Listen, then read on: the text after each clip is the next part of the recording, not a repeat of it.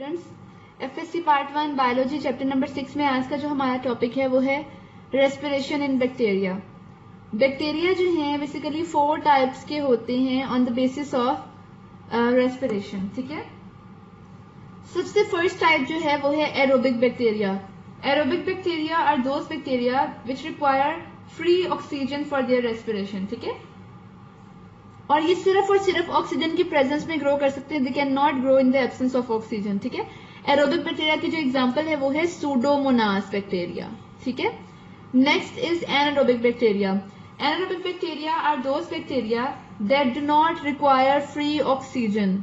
जो free oxygen require नहीं करते, ये एब्सेंस ऑफ ऑक्सीजन में भी सर्वाइव कर सकते हैं, ग्रो कर सकते हैं, रेस्पायर कर सकते हैं। ऐसे बैक्टीरिया की एग्जाम्पल क्या है? स्पाइरोकीट्स। The third type is facultative bacteria. Those bacteria that can grow in presence as well as absence of bacteria, oxygen. Those type of bacteria are called as E. coli bacteria. जो कि presence और absence में grow कर सके oxygen की, वो कौन से फैकल्टेटिव बैक्टीरिया? एग्जांपल है E. coli. Last type is micro aerophilic bacteria.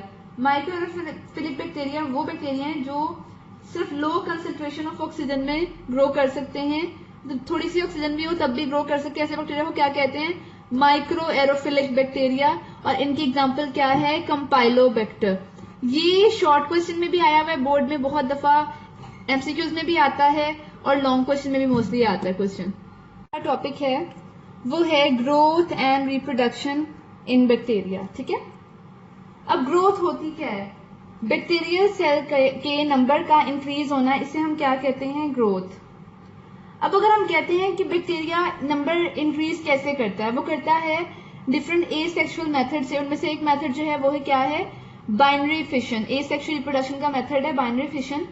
इसमें क्या होता है? एक बैक्टीरियल सेल 2 में डिवाइड हो जाता है।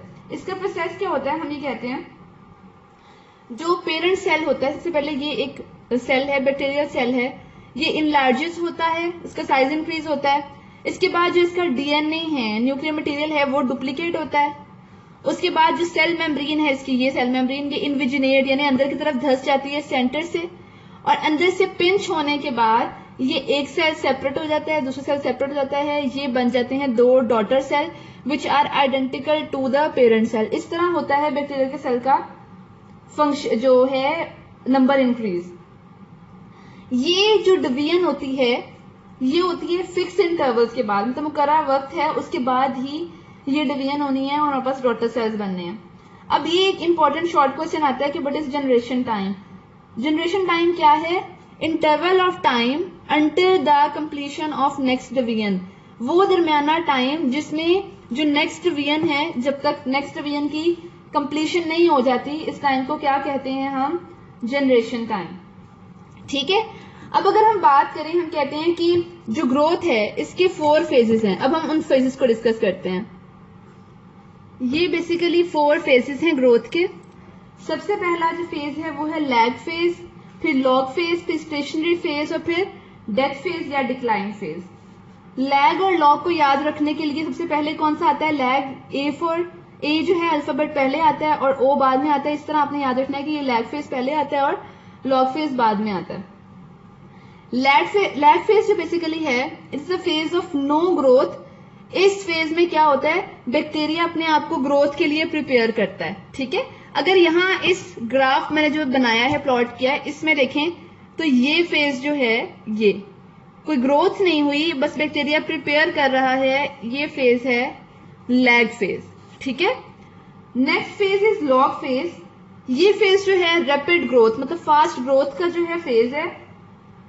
बैक्टीरिया जो है इस फेज पे एक्सपोनेंशियल, मतलब बहुत हाई रेट पर जो है वो डिवाइड होता है। ठीक है, यहां अगर देखा जाए तो ये जो फेज है ये क्या है? Log phase. ये फेज देखिए कितनी ज्यादा तेजी से ग्रोथ हो रही है। Next is stationary phase. इस फेज में क्या होता है? Bacterial death rate is equal to the rate of reproduction and multiplication. कि बैक्टीरिया का जो डेथ रेट है वो, और मतलब आप ये कह लें स्टेशनरी जो साकिन होता है, रुका हुआ फेज, ये फेज, ये वाला फेज। ठीक है, ये क्या है? Stationary phase. बैक्टीरिया का डेथ रेट और रिप्रोडक्शन रेट दोनों इक्वल है इस पॉइंट पर।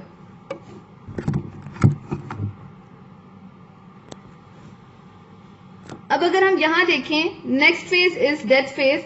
डेथ फेज वो फेज है जिसमें जो डेथ का रेट है वो ज्यादा हो जाए रिप्रोडक्शन के रेट से। जो ये आ रहा है इस ग्राफ में, देखें आप, जो डाउनफॉल आ रहा है, ये फेज कौन सा है? ये है डेथ फेज। ठीक है, अब जो है एक छोटा सा पॉइंट इसमें डिस्कस करने वाला रहता है, वो ये है कॉन्जुगेशन। जो बैक्टीरिया हैं उनमें ट्रेडिशनल ना तो सेक्सुअल रिप्रोडक्शन होती है, ज्यादातर एसेक्सुअल मेथड होते हैं जिनके जरिए रिप्रोडक्शन का प्रोसेस होता है, ना ही ट्रेडिशनल माइटोसिस होती है। इसमें क्या होता है कि जेनेटिक मटेरियल ट्रांसफर होता है डोनर बैक्टीरिया से रेसिपिएंट बैक्टीरिया में। ठीक है, और हम कहते हैं बेसिकली थ्रू साइटोप्लाज्मिक ब्रिजेस। एक बैक्टीरिया है, ये देखें, ये एक बैक्टीरिया है और ये दूसरा बैक्टीरिया है। वो साइटोप्लाज्मिक ब्रिजेस क्रिएट करते हैं जिससे इसका जेनेटिक मटेरियल जो है वो ट्रांसफर हो जाता है इसके जेनेटिक मटेरियल में मर्ज हो जाता है। इसे कहते हैं कॉन्जुगेशन का प्रोसेस। कुछ बैक्टीरिया जो होते हैं उनमें सेक्स पिलाई भी होते हैं, जिन सेक्स पिलाई के जरिए ट्रांसफर होते हैं। सेक्स पिलाई हमने पढ़ा था, pili hollow thread like non helical appendages होती हैं, उनके जरिए भी ट्रांसफर होता है जेनेटिक मटेरियल का। अब इस जेनेटिक कॉन्जुगेशन के प्रोसेस का फायदा ये है कि इस प्रोसेस से न्यू जेनेटिक कॉम्बिनेशंस आते हैं, और जो ये जेनेटिक कॉम्बिनेशंस जो हैं जो बैक्टीरिया को डिफरेंट एक्सट्रीम एनवायरनमेंट में सर्वाइव करने में हेल्प आउट करते हैं।